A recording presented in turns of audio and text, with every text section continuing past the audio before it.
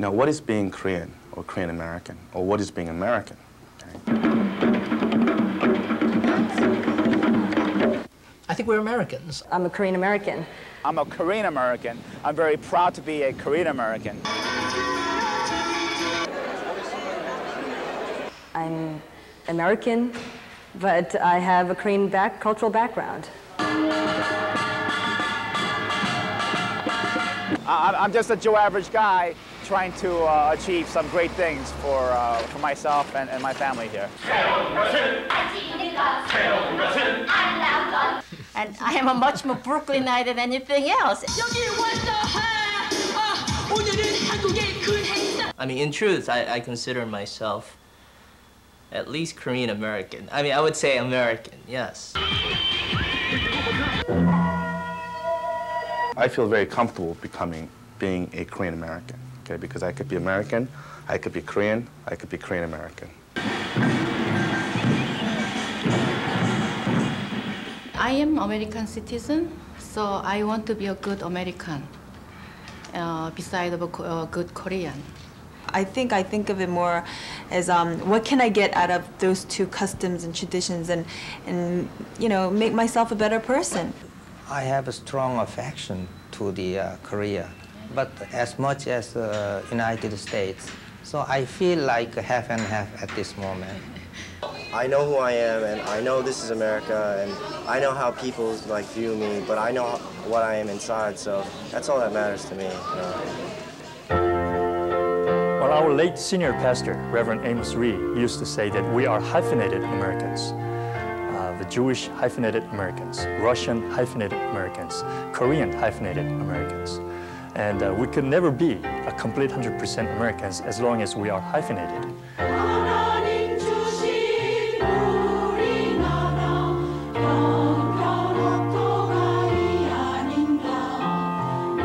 Every time a new immigrant group comes into the United States, it brings with it something special, and it adds to the diversity and richness of American culture.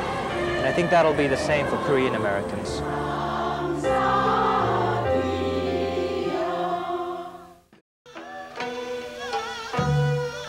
Korea went through almost 50 years of Japanese domination, 35 years of colonial rule that ended in 1945, and then 3 years of very difficult political turbulence, and then 3 years of utterly devastating civil war. 2 to 3 million Koreans were killed, tens of millions of people were made homeless, over 1 million families were separated from their relatives across the demilitarized zone, and the landscape was completely demolished through bombing and conventional fighting. So this was a country completely destroyed by war. So by the mid-1950s, when the Korean War ended, this was a country of complete devastation. It was poor, backward, and politically unstable for decades after that, well into the 70s, even the 1980s. The U.S. was seen as a great country. It was the country that had saved them from communist aggression in the view of the South Koreans. It was a country that offered all sorts of cultural and economic and educational opportunities for them. And it was a land of tremendous hope and opportunity. I was like a sixth grader in grammar school when the Korean War started. And at that time, my father always was talking to me that without American aid, we would all be communized by the North. As a little boy, I was always feeling very grateful to what America did to us. As I grow up, I should be thankful to my homeland, but I should also be thankful to where I live. And I come to realize that very deeply lately. For instance, what I would say that in whatever profession you might be in, you should have the pride. And if you are a tailor, try to be the best tailor in the world. If you are a street sweeper, try to be the best sweeper in the world. At the same time, do a little something to your next door guy, and that will enlighten your life. You will get a great inspiration. Well, the U.S. doesn't give them all the opportunities that many of them had hoped for. They do face ethnic discrimination and racism and blocked opportunities. And perhaps most humiliating, many of them face a very severe downward social mobility. They graduate from top universities in Korea. They're white-collar professionals, doctors, teachers, and there are no jobs of that sort available for them here. Originally, I come to this country to get my PhD and get a teaching job in Korea. Then I finished my journalism master's in University of Illinois, Urbana-Champaign. I come to New York City. Then I'm the eldest son of the family. So my family is a little financially bad off. So as a family responsibility is a part of the reason I get a job. And I went to night school, Baruch, and I get my MBA. Along the way, my original goal was more or less contradicted and confused. And right now I'm a dry cleaner, and I'm very happy as I am. I do the best I could. And one thing I try to be remembered is a responsible person. Yeah, I think the stereotype is a Korean deli owner or a laundromat owner who's sort of grim-faced, doesn't say hello, doesn't smile a lot. But I think that's because that's the face that New Yorkers see on a day-to-day basis. But if you scratch a little bit deeper underneath the surface, I think you'll find something very different.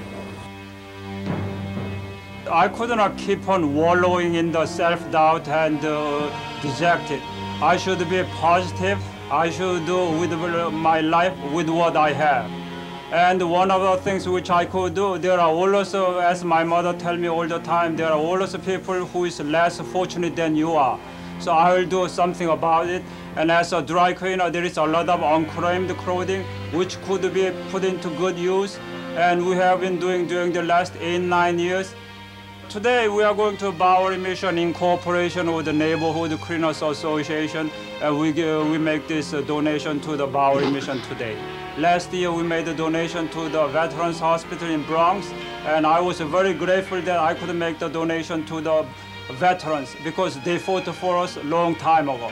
I'll try to continue this drive for a long time to come.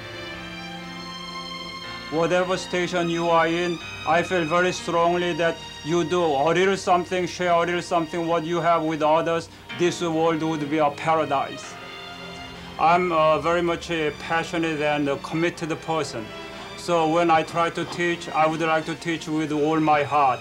When they are without coat, I was ready to give my coat. That sort of a commitment I have. So I never had a chance to exercise my profession, but I do my share right now in dry cleaning. We are very happy we could make some donation. Right now the weather is becoming cold, we could help somebody. Koreans are diligent, hardworking, conscious people.